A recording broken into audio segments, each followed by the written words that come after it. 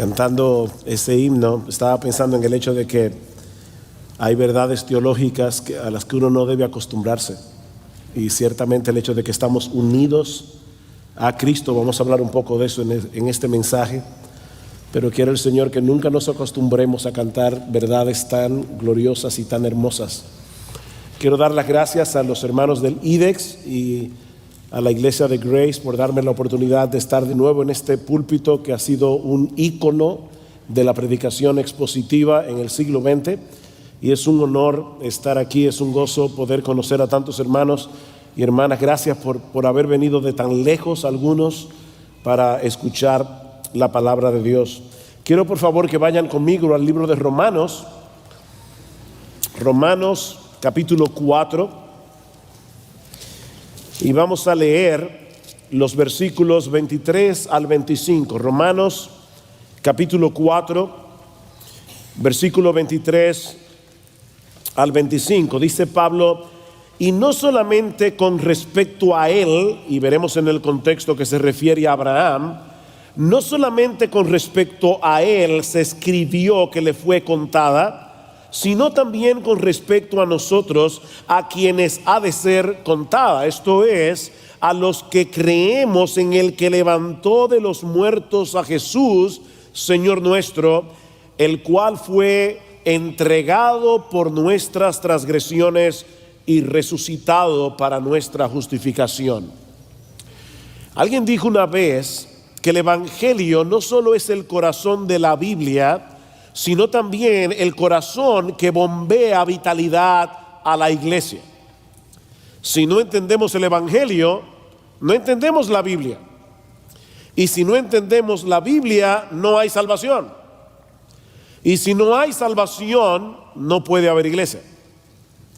Así que sin el Evangelio no entendemos las Escrituras. Sin el Evangelio no hay personas que puedan ser salvadas. Sin el Evangelio no habría iglesia. Pero aún podemos dar un paso más y decir que ningún verdadero creyente puede seguir creciendo en su fe, ni podrá luchar eficazmente contra el pecado que todavía mora en él, a menos que continúe aplicándose ese evangelio cada día. Por eso alguien decía que el diablo pone todo su empeño en detener el avance del evangelio. Y si no puede detenerlo, en cambiarlo. Y si no puede cambiarlo, en mezclarlo. Y si no puede mezclarlo, en reinterpretarlo. Y si no puede reinterpretarlo, en diluirlo. Y si no puede diluirlo, en distraernos en otras cosas para que no le prestemos al evangelio la atención que debemos prestarle en la iglesia. El punto es, mis hermanos, que el diablo hará todo lo que esté a su alcance para que el mensaje del evangelio no sea debidamente proclamado. Por lo tanto, si nosotros queremos ver a los pecadores venir a Cristo en arrepentimiento y fe, y queremos promover el crecimiento espiritual en la iglesia, es necesario que amemos, protejamos, proclamemos con pasión y con convicción el evangelio. Pero eso solo será posible si nosotros tenemos un claro entendimiento de lo que ese evangelio es y de lo que ese evangelio implica. Y eso es precisamente lo que queremos exponer en esta tarde a la luz de este texto en la carta de Pablo a los romanos, el cual resume en una forma magistral el contenido del evangelio. De hecho, Martín Lutero decía de este versículo, el versículo 25, él decía que comprende todo el cristianismo. Romanos 4:25, dice Lutero, resume el todo del cristianismo. Mis hermanos, este es el corazón de lo que nosotros debemos creer para ser salvos. Que Cristo fue entregado por nuestras transgresiones, que Él fue resucitado para nuestra justificación. Ahora, para poder entender esta declaración de Pablo, tenemos que entender que es una conclusión de algo que Pablo viene tratando ya a través de todo el capítulo 4, en el que usa el ejemplo de Abraham y el ejemplo de David para probar que la justificación es por medio de la fe sola. Estamos celebrando En unas semanas estaremos celebrando el 500 aniversario de la Reforma Protestante, y este fue el caballo de batalla de la Reforma. La doctrina de la justificación por la fe sola, no por nuestros méritos personales. Dice Pablo en Romanos capítulo 4, versículo 1, ¿qué pues diremos que halló Abraham, nuestro padre según la carne? ¿Qué halló Abraham? En otras palabras, ¿hay algún mérito que podamos atribuirle a Abraham? ¿Algo que él haya hecho y que lo ayudara a ganarse el favor de Dios? Bueno, ¿saben qué? Los judíos creían que sí, que Abraham tenía méritos. De hecho, Abraham era considerado por muchos rabinos como el único hombre justo de su generación.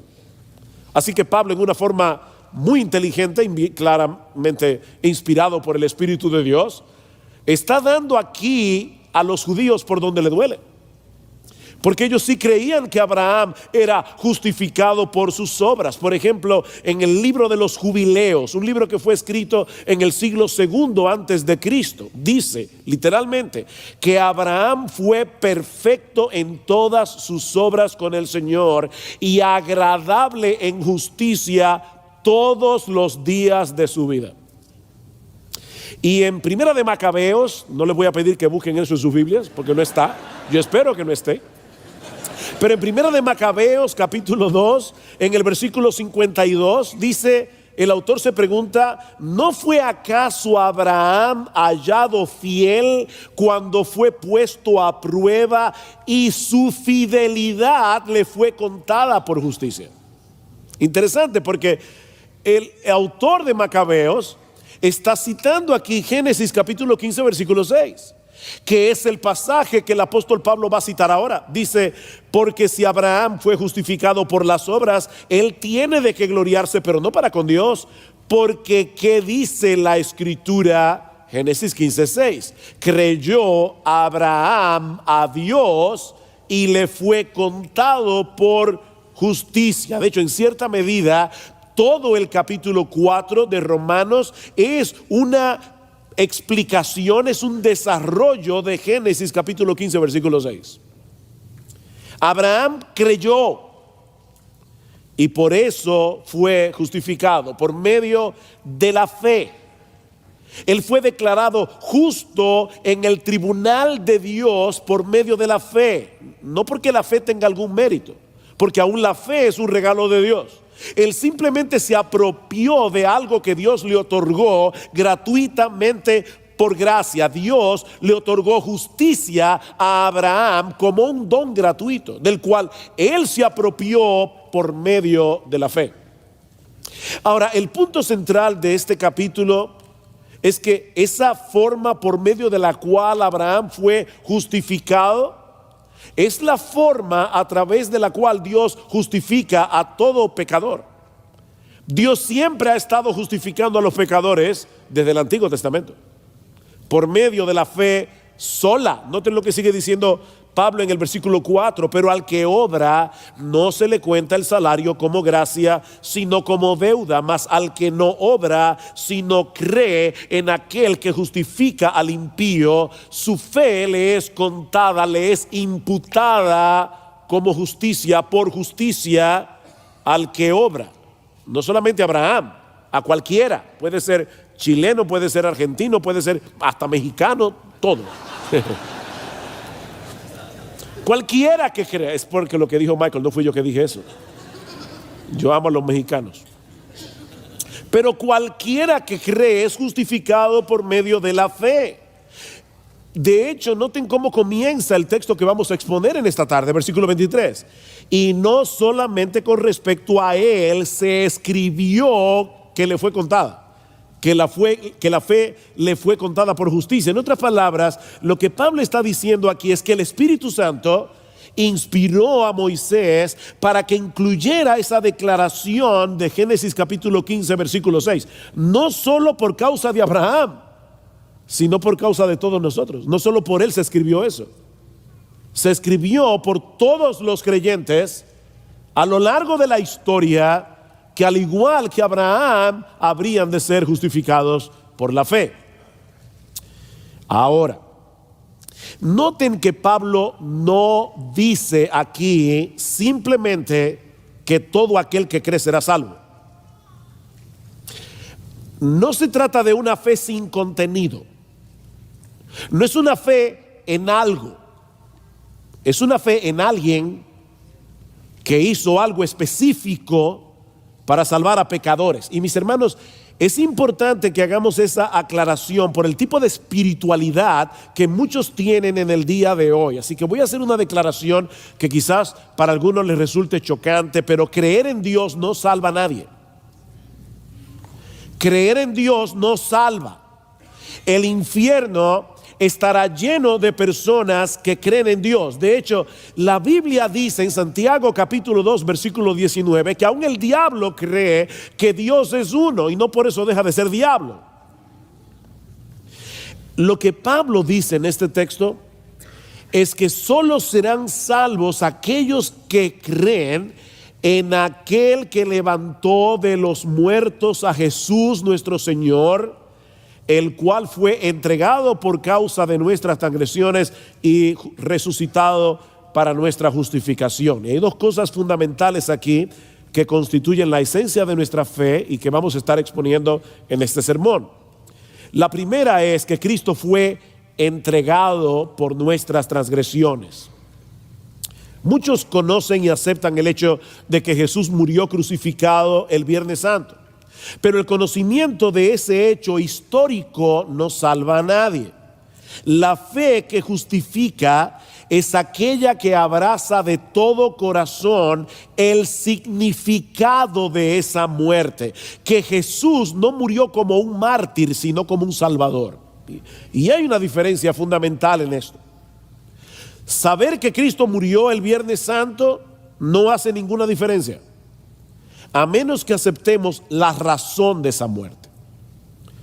Yo supongo que muchas de las personas que escucharon a los apóstoles predicando acerca de la muerte de Cristo en la cruz, trajeron a sus mentes el caso de Sócrates, sobre todo si eran de origen griego, porque Sócrates fue condenado por enseñar filosofía a los jóvenes atenienses, de manera que los alumnos de Sócrates, entre ellos el mismo Platón, veían a Sócrates como un mártir de la verdad.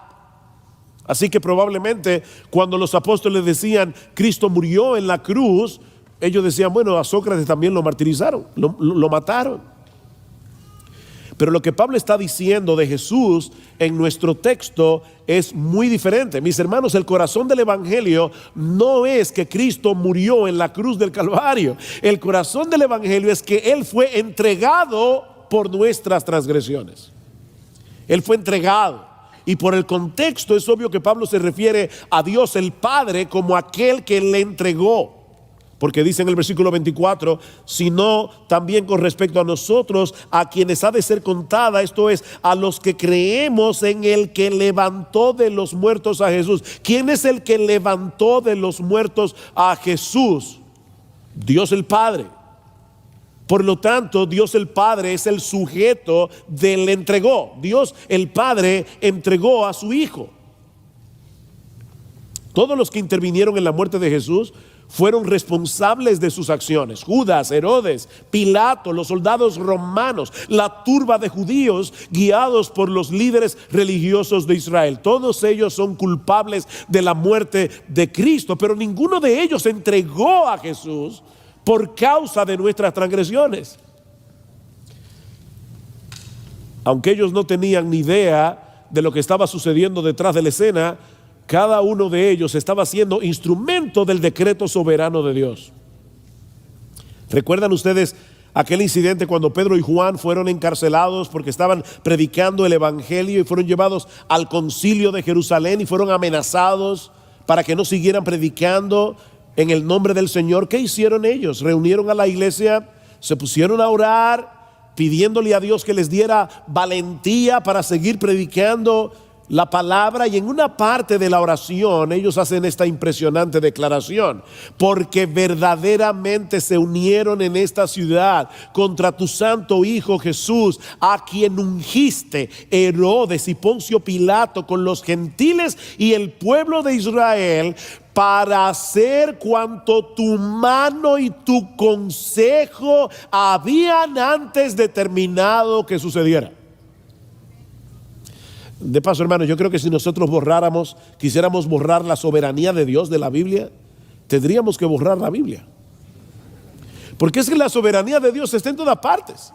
Ellos hicieron cuanto tu mano y tu decreto habían antes determinado que sucediera. Fue Dios el Padre el que entregó a Dios el Hijo para que diera su vida en la cruz por nuestros pecados.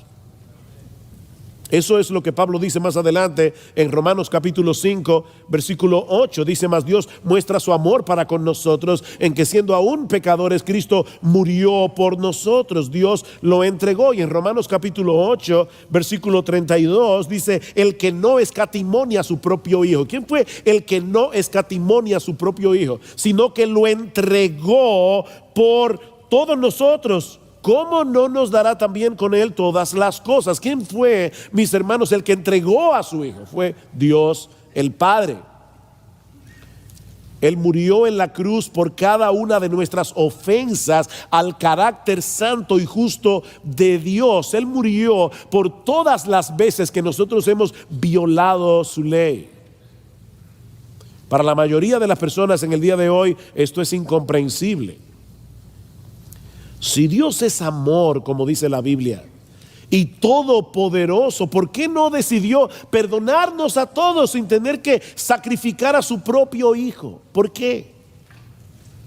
Porque ese Dios de amor también es perfectamente santo, también es perfectamente justo, y la justicia demanda que el malhechor reciba lo que merece. Veo a muchas mujeres aquí. Imagínate a una mujer que llega a su casa y se encuentra a su esposo en los brazos de otra, siéndole infiel. ¿Cómo reaccionan las mujeres normales en una situación como esta? Mira, mi amor, para resolver esto de la manera más civilizada, me voy de casa por media hora para que ella recoja sus cosas y se vaya, y luego yo regreso y la vida sigue como si nada, ¿verdad? Ninguna mujer normal reacciona así. No, mis hermanos. Es por eso que el perdón siempre resulta costoso para el que perdona.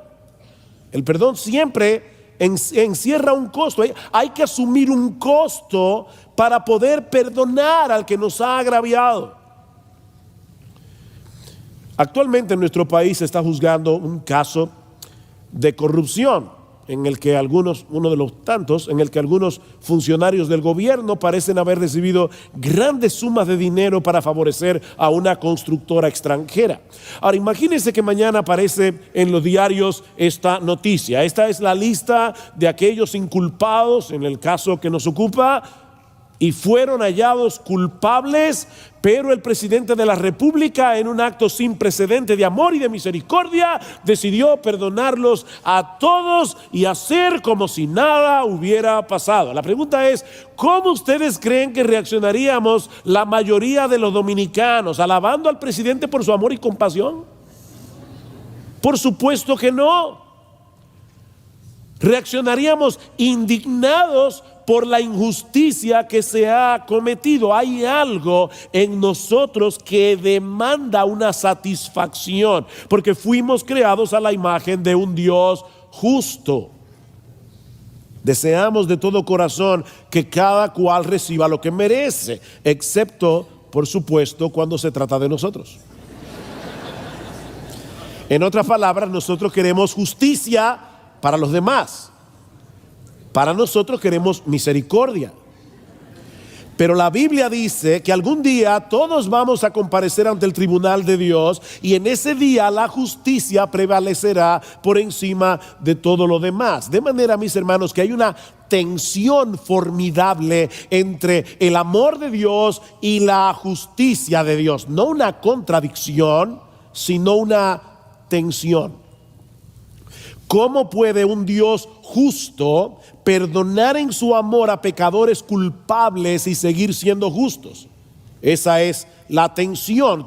¿Cómo resolver ese dilema entre la justicia y el amor de Dios? Por ejemplo, dice en Isaías capítulo 45, versículo 21, que nuestro Dios es justo y salvador. Pero eso es un problema. ¿Cómo puede ser Dios justo y salvador? No parece posible desde nuestra perspectiva humana que Él sea las dos cosas al mismo tiempo. ¿Cómo resolver, mis hermanos, ese dilema entre el Dios que debe castigar al pecador porque Él es justo, pero al mismo tiempo en su amor desea salvarlo porque Él es salvador? Bueno, la Biblia dice dos cosas acerca de esto. La primera es que solo Dios mismo podía llegar a ser nuestro Salvador. La Biblia dice eso. Solo Dios puede salvar. Nadie más puede hacerlo. Mis hermanos, lo que estamos diciendo es que solo Dios puede salvarnos de su ira. Solo Dios. Isaías 43:11, yo soy el Señor y fuera de mí no hay salvador. Y el salmista dice en el Salmo capítulo 3 versículo 8 que la salvación le pertenece al Señor. Ni el ángel más poderoso y puro podía hacer eso. Solo Dios puede salvar a los pecadores. Pero la Biblia nos enseña también que el Salvador tenía que ser un miembro de la raza humana para que pudiera representar al hombre culpable y rebelde en el tribunal de Dios y pagar por sus rebeliones. En el mismo momento en que Adán y Eva pecaron contra Dios en el huerto del Edén, Él promete enviarles un Salvador a un ser humano nacido de mujer. ¿Recuerdan la profecía de Isaías capítulo 53? ¿Cómo se describe a este Salvador en ese texto? Un varón de dolores, experimentado en quebrantos. Así que no había alternativa. El Salvador de los pecadores tenía que ser Dios y hombre a la vez.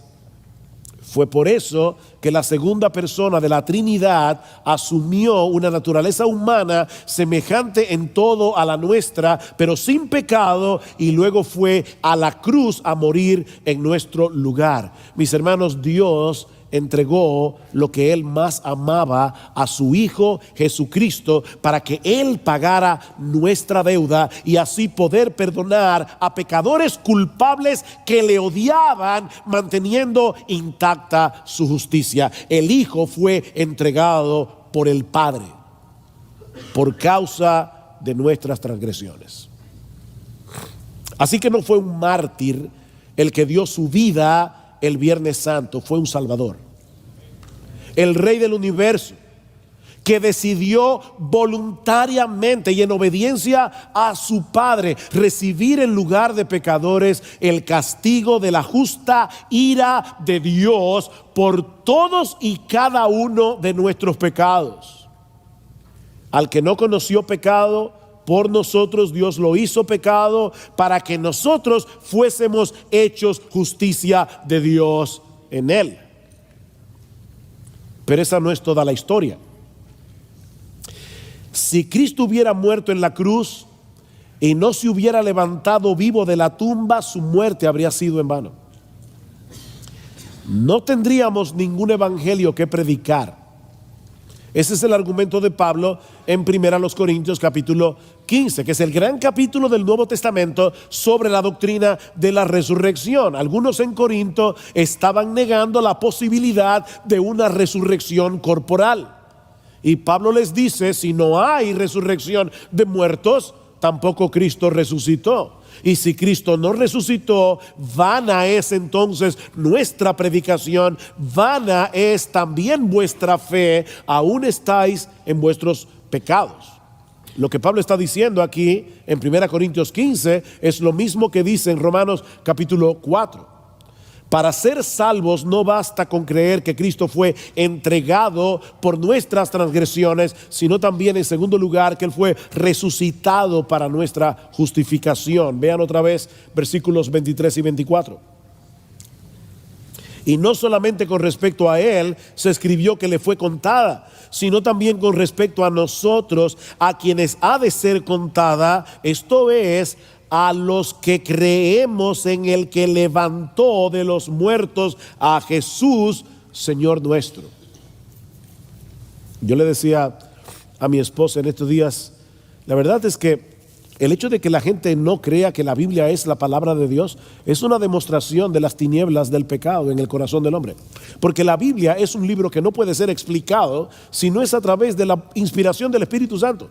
Mira, mi hermano, cuando alguien te diga, pruébame que la Biblia es la palabra de Dios, no caigas en esa trampa. Dile tú, pruébame que no lo es. Toma la Biblia con esta unidad tan perfecta que la Biblia tiene y pruébame que la Biblia no es la palabra de Dios. ¿Por qué se encuentra esa historia de Abraham en Génesis capítulo 15? Por causa de lo que Cristo iba a hacer miles de años después. Esa historia no se encuentra allí para que sepamos cómo fue salvo Abraham. Fue escrita por inspiración del Espíritu Santo para enseñarnos que cualquier pecador que haya sido salvado a lo largo de toda la historia de la redención ha sido solamente por la fe. Nunca ha sido por las obras. Nunca ha habido otro medio de salvación. Abraham creyó y le fue contada por justicia. La salvación siempre ha sido por medio de la fe y solo por medio de la fe. Ahora bien, hermanos, ¿qué fue lo que Abraham creyó en aquel momento de la historia redentora? ¿Saben qué fue lo que Abraham creyó? Que Dios es capaz de darle vida a un muerto. De ahí la conexión con la resurrección de Jesús. Abraham se anticipó a nuestra fe en el Cristo resucitado al creer que Dios era capaz de darle vida a un muerto. Eso es lo que Pablo nos explica desde el versículo 16 del capítulo 4. Vean el contexto de Romanos 4. Por tanto, es por fe para que sea por gracia, a fin de que la promesa sea firme para toda su descendencia, no solamente para la que es de la ley, sino también para la que es de la fe de Abraham, el cual es padre de todos nosotros, como está escrito: te he puesto por padre de muchas gentes, colombianos, argentinos, mexicanos, dominicanos, chilenos, costarricenses, puertorriqueños, de muchas gentes delante de Dios, a quien creyó, el cual da vida a los muertos y llama las cosas que no son como si fuesen. Dios le prometió un hijo a Abraham y él creyó en esa promesa, a pesar de que era imposible para él tener un hijo. No solo porque Abraham tenía casi 100 años y Sara alrededor de 90, sino también porque Sara era estéril. ¿Ustedes imaginan a Sara llegando a ginecología y obstetricia? Ella está buscando el departamento de ginecología. Viene a visitar a su bisnieta que está dando a luz. No, ella está embarazada. Por eso es que se llama Isaac. Isaac se llama risa, es que da risa. Ciertamente, eso era increíble que Sara estuviera embarazada de Abraham. De hecho, hay algo interesantísimo. Otra vez veo la fantástica unidad de las Escrituras. Abraham, que es el padre de la fe, ¿verdad? No sin entre comillas, él es el padre de la fe, pero no era perfecto, y Abraham en 2 ocasiones puso a Sara en riesgo. En Génesis capítulo 12, no se nos queda claro en la Biblia si Sara fue tocada por esta persona que la tomó en su harén. No lo vemos claro. El autor del Génesis no aclara eso. Pero la segunda vez que eso pasa, en Génesis capítulo 16, ahí sí se aclara de una manera evidente que Abimelech no tocó a Sara. ¿Por qué en un capítulo se enfatiza una cosa y en el otro no? Porque en el capítulo siguiente iba a nacer Isaac.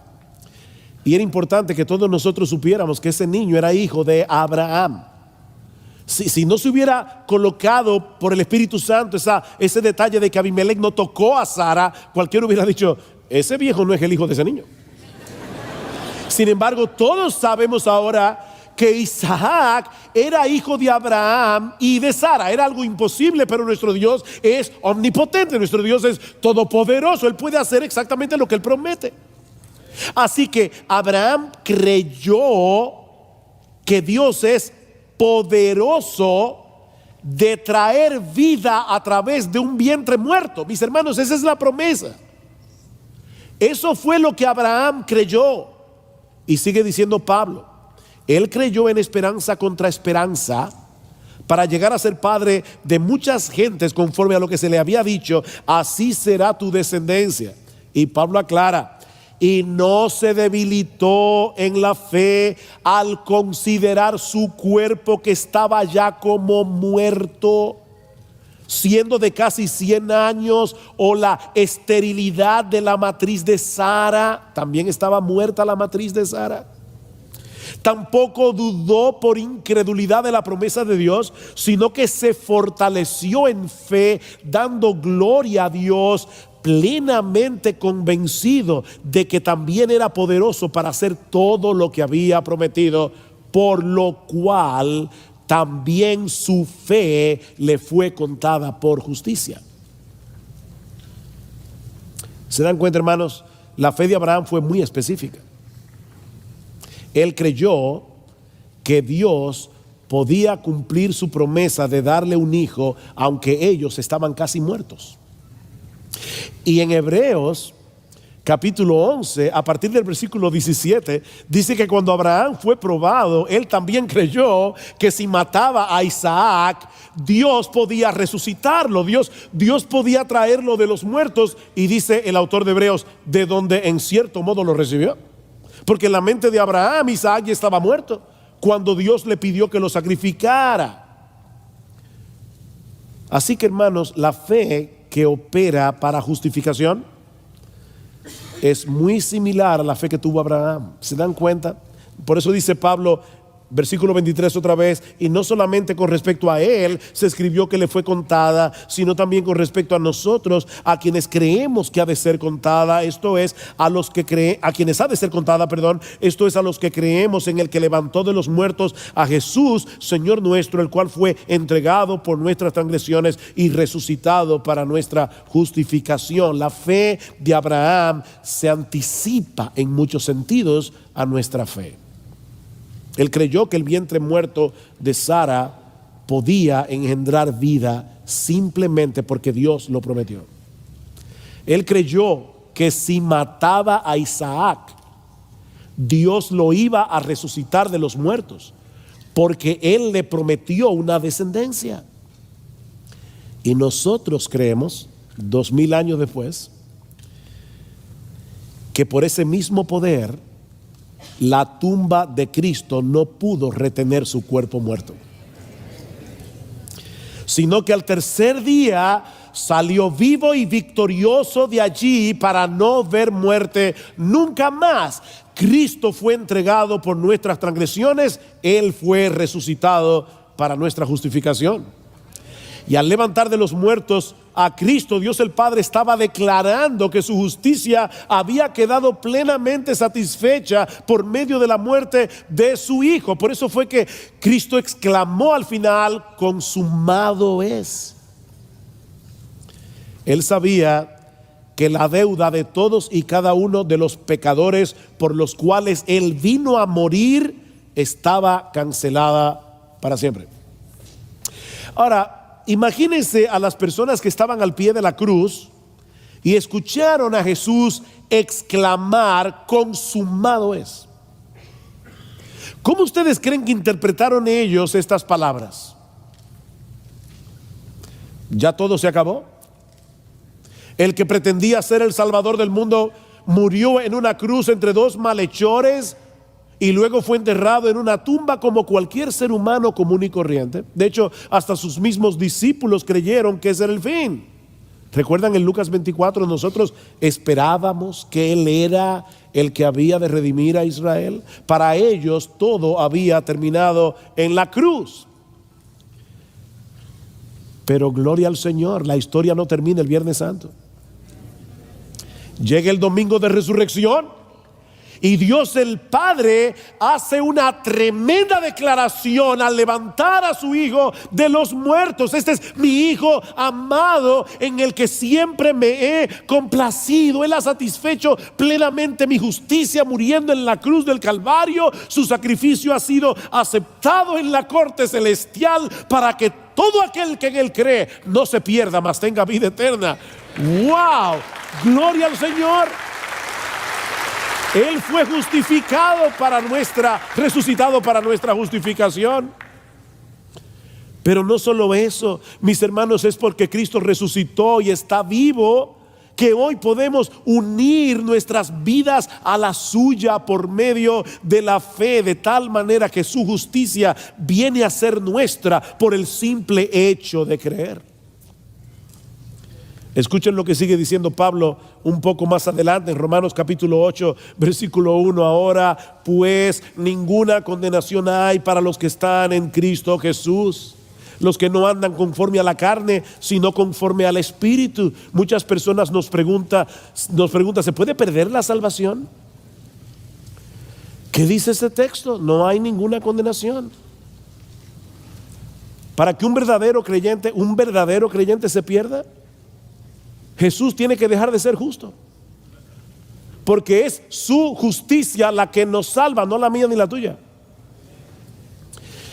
Mis hermanos, déjenme decirles algo con toda claridad: la salvación es por obras, pero no por la tuya, por la de Él.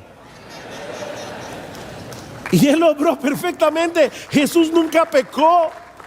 Jesús cumplió perfectamente la ley en nuestro lugar. Por eso es que no basta con decir Jesús murió por mí. No, Él también vivió por mí. Él no solamente murió por mí, Él vivió por mí. Y eso es lo que el Padre estaba declarando al resucitarlo de los muertos. Ahora nuestra vida está unida a la de Cristo y por eso ya no hay condenación. ¿Por qué no? Porque todos los creyentes estamos en Él, unidos a Él por la fe. En otras palabras, Él hizo todo lo que hizo como nuestro representante. Fuimos elegidos por el Padre desde antes de la fundación del mundo, y eso no lo dice Calvino, lo dice Pablo en Efesios 1:3. Elegidos desde antes de la fundación del mundo para que Él nos representara en su muerte y en su resurrección. Es por eso que más adelante en el capítulo 2 de su carta a los Efesios, Pablo dice que todos nosotros los que hemos creído en Cristo, a todos nosotros Dios nos dio vida juntamente con Él.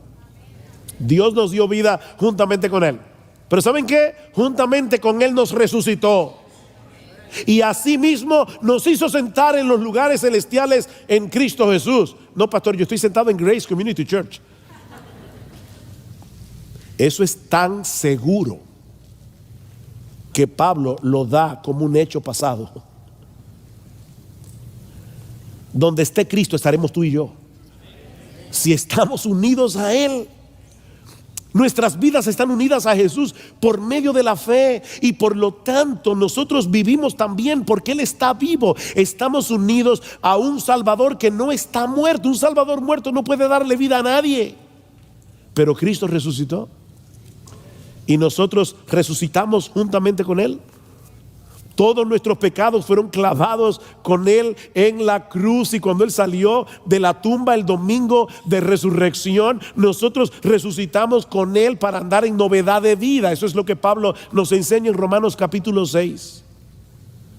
¿Por qué tú y yo podemos andar en santidad? No perfecta, pero sí sincera y genuina y creciente, como predicaba nuestro hermano hace un momento.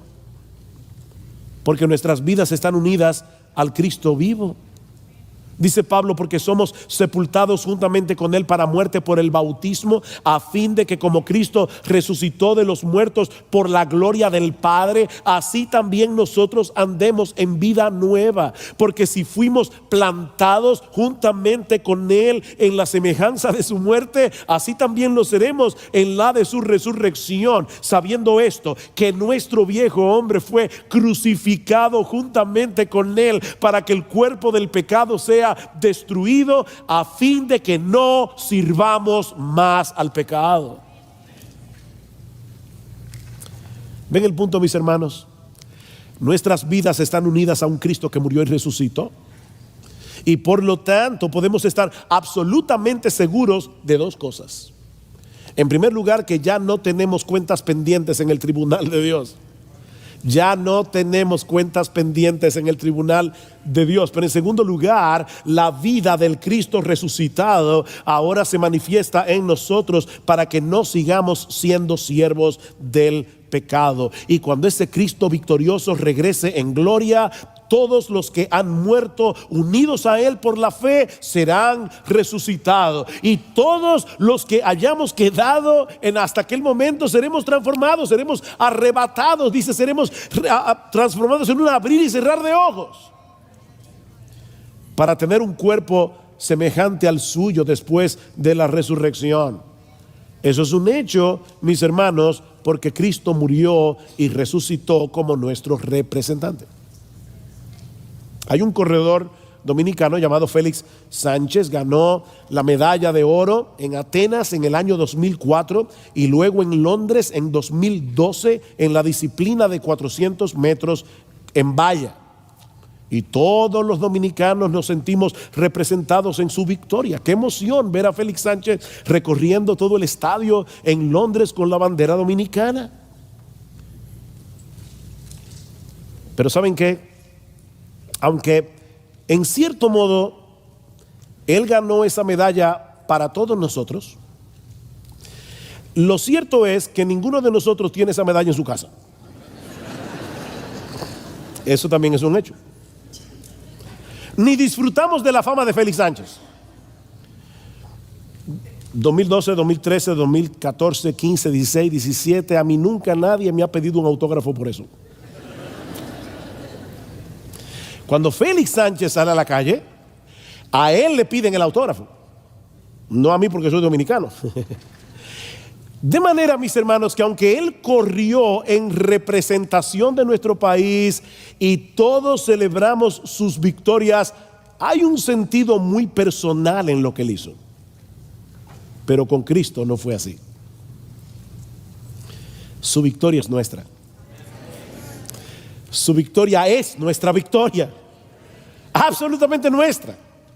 Cuando Jesús se levantó de la tumba al tercer día, mis hermanos, todos los creyentes ganamos con Él. Y no una medalla de oro, ganamos la plena aceptación de Dios el Padre.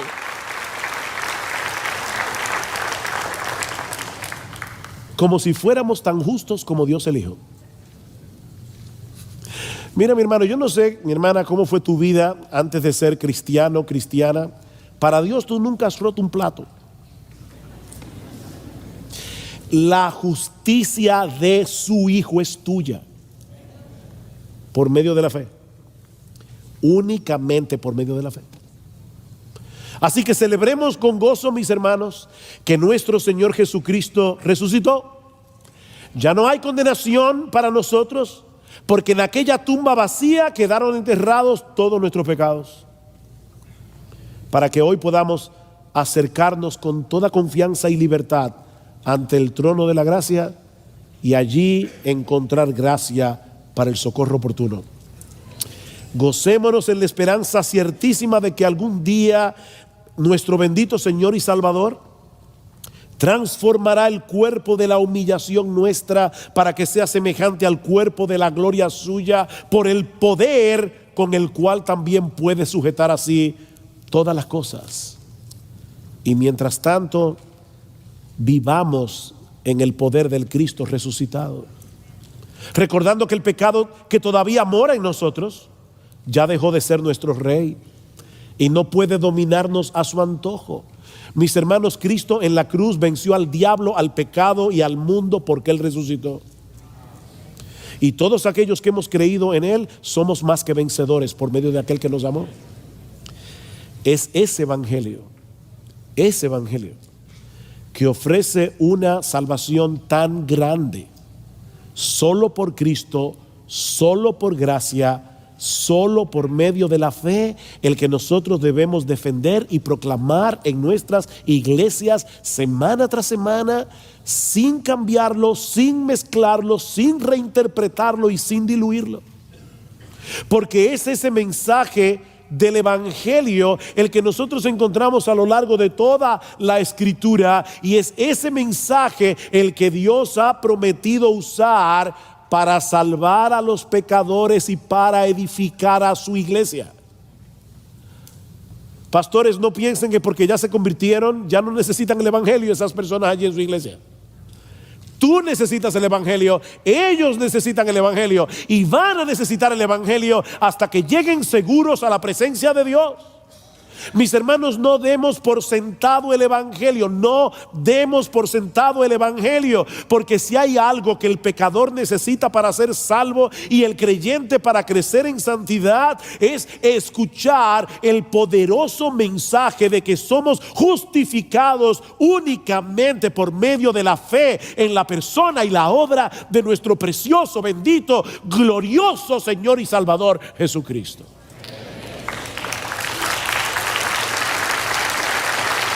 Decía Juan Calvino, y con esta cita concluyo: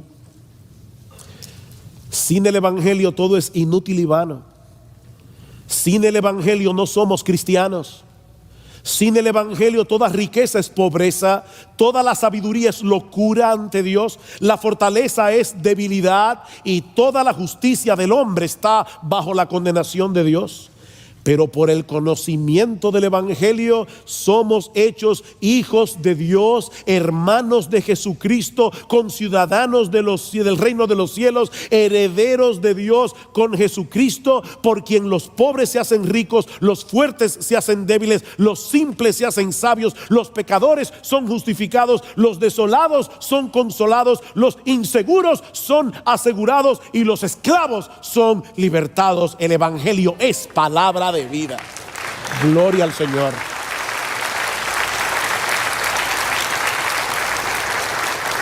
Vamos a orar. Padre, nosotros queremos darte gracias por habernos dado en esta tarde la oportunidad de predicar una vez más tu palabra. Gracias, oh Señor, por darle el privilegio a hombres comunes y corrientes, pecadores, salvados por Cristo a través de ese mismo evangelio, poder predicar ese evangelio a otros. Alabado sea tu nombre, Señor. Glorias sean dadas únicamente a ti. Ayúdanos a ser fieles mientras seguimos proclamando con fidelidad este mensaje de salvación, cuyo centro es Cristo y este crucificado y resucitado para nuestra justificación. Gracias, oh bendito Rey, por nuestro bendito Salvador, en cuyo nombre pedimos estas cosas. Amén y amén.